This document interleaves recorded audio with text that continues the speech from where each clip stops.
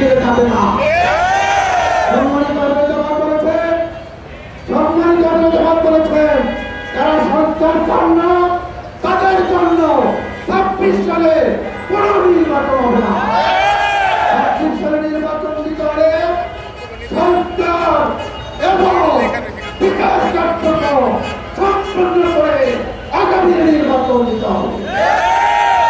আমাদের আসলে অনেকের কথা শুনে আমাদের নেতৃবৃন্দ যারা কাজ করছে তাদেরকে হুমকি দেওয়া হয়। হুমকি